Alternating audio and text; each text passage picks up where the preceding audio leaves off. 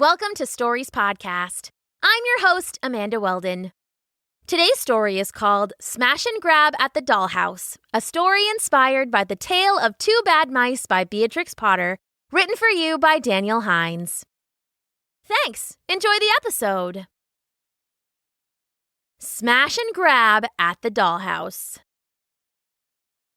Once upon a time, there were two little mice named Tim and Hunny. They were married, and they lived together in a little mouse hole in the suburbs. It was a very nice little home, with a bed of torn-up cotton scraps and a table made from an old soda can. They also had a new baby, whom they called Baby, a delicate little mouse with the biggest ears you'd ever seen. Unfortunately, he also had the loudest cry, and Tim and Hunny were going just about crazy from a lack of sleep. "Aw, what does he need?" asked Tim for what felt like the millionth time, rocking Baby in his arms. "He's had his milk and his nap and his toys and everything." "I don't know," said Hunny, letting out a giant yawn that made her whiskers twitch. "Maybe he's still hungry." "You think he's ready for solid food?" asked Tim. "I think we have some toast crumbs around here somewhere." He set the baby down, still crying, on their cotton scrap bed, and began to dig around in the Dixie cup they used as a pantry. "Let's see, I have a Dorito, a barbecue chip, salt and vinegar, some fried chicken skin, a piece of candy corn." "Oh, none of that junk is fit for a baby, especially not our little angel," said Hunny. "He needs some healthier food." "Huh," said Tim, helping himself to some of the Dorito while he thought, orange cheese collecting in his whiskers. "I noticed that we have some new neighbors across the room. Maybe they have something healthy we could borrow." "What a lovely idea," said Hunny. "When Baby goes down for his nap, let's pay them a visit." "I'll pack up some chips," said Tim, still munching. "Maybe they'll want to trade." So a few hours later, when Baby was finally down for his nap, Tim and Hunny left their little mouse hole. They checked for humans first, and seeing that the coast was clear, they scurried across the room to their neighbor's house. "Wow," said Hunny, looking up at the mansion in front of her. "That's some house." Tim let out an impressed whistle in reply. The two little mice were standing on the doorstep of a giant plastic mansion. What they didn't know was that they actually lived in a little girl's bedroom. Her name was Noli, and she had just gotten a big new dollhouse for her birthday. Inside were two gorgeous dolls and no end of furniture. Of course, being a dollhouse, one side was completely open, so the little mice could see inside. "Wow, what a place," said Tim. "Look at all that stuff." "Be polite now," said Hunny. She turned and knocked on the plastic door. "Hello, it's your new neighbors," she called up. In the little kitchen, the two dolls sat still and silent. "We're Hunny and Tim from across the room." They waited, and the dolls, being dolls, continued not to answer.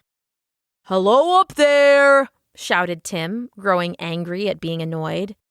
"Hey, I know you can hear me." The dolls sat still at the table. "What do you have, cheese stuffed in your ears? I'm right here. You think you're too good to listen to me in your big fancy house? You think you're better than us?" "We just need some food for our baby," added Hunny.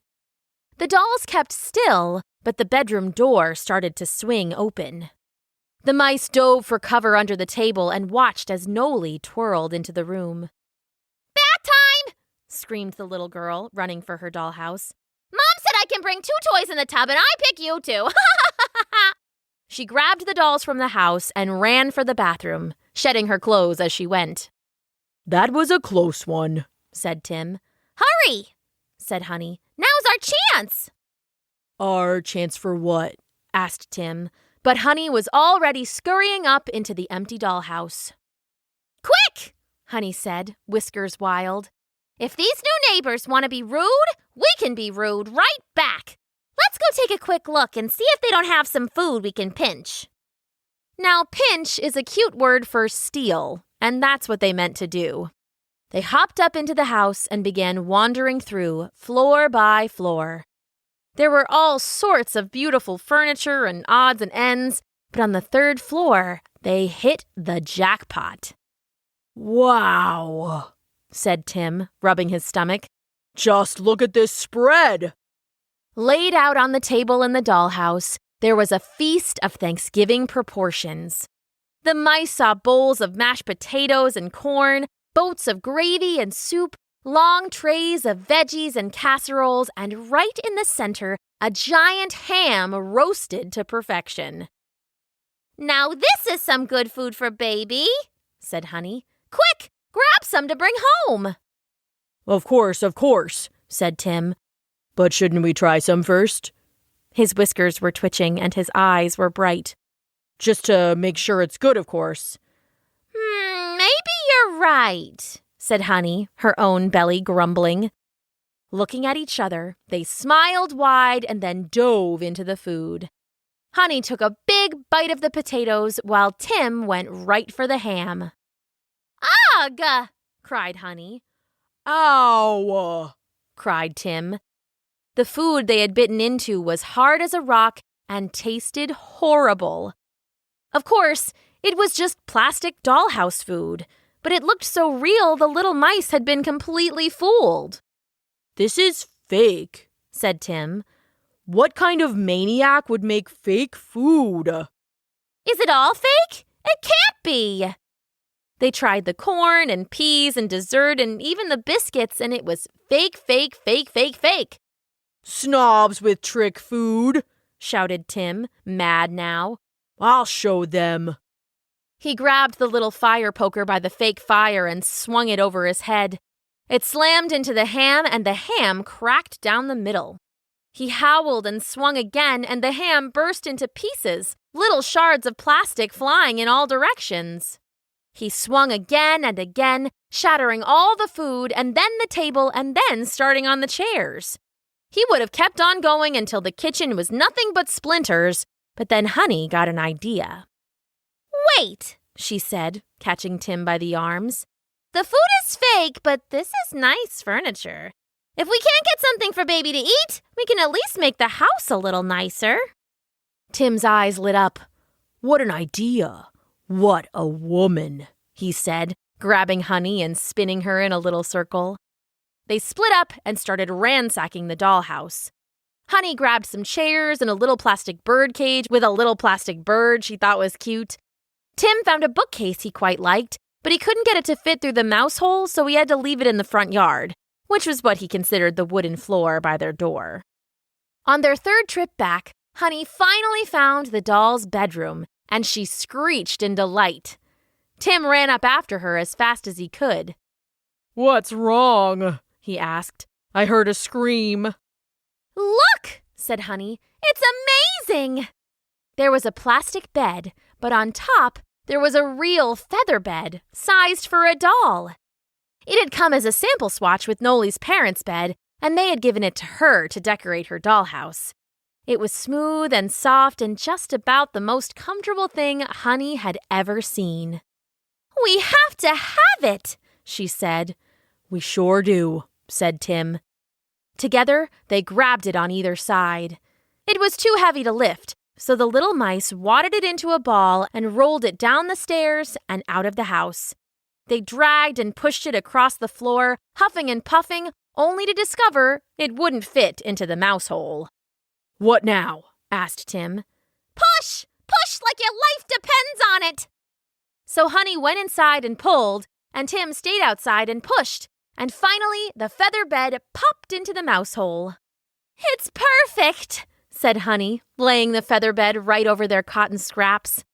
It was luxurious, and she cuddled right in.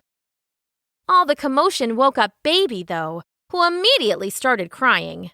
Hunny scooped him up and started rocking him to no effect. "I saw one more thing I want to get," said Tim. "It's a surprise. You wait here." "A surprise? Okay, but don't leave us too long." Tim nodded and shot back out of the hole. Hunny could hear grunting and clanging and banging, And then the bedroom door opened and Noli walked in. "Mouse!" the little girl shrieked. "A little mouse is robbing my dollhouse!" A second later, Hunny heard Tim scrambling across the floor, and then he came flying into the mouse hole, dragging something behind him. "Close one," he said, slumping against the wall. "What did you bring?" asked Hunny, looking at the strange bundle he had been dragging. Tim smiled and pulled off an old rag, revealing a brand new baby crib underneath. "I found it in the neighbor's back room," he said. "They don't have a baby, so I thought we could use it." "Oh, wonderful!" said Hunny. She picked up the still crying baby and laid him into the little crib, tucked in cozy with some cotton. The baby stopped crying, looked around at his little crib, and then gurgled happily. He stopped crying," Tim said. "Oh, it's a miracle!" Hunny cried, and the two little parents hugged each other and danced in a circle. That night, Baby slept quietly in his crib, and the mice got their best night's sleep in years, cuddled in their feather bed. Of course, after that, they did feel a little bad about wrecking up the neighbor's house. To make it up to them, and to say thank you for such wonderful beds, the little mice would go over every morning, before anyone was awake. Hunny would sweep out the dollhouse, and Tim would leave a bit of food on the table. The neighbors still didn't say much, but that was okay. Tim figured that sometimes quiet neighbors are the best kind, especially when they let you borrow their furniture.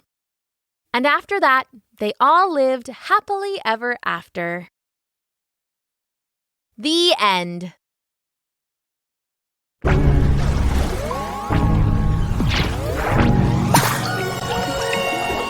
Thanks for listening.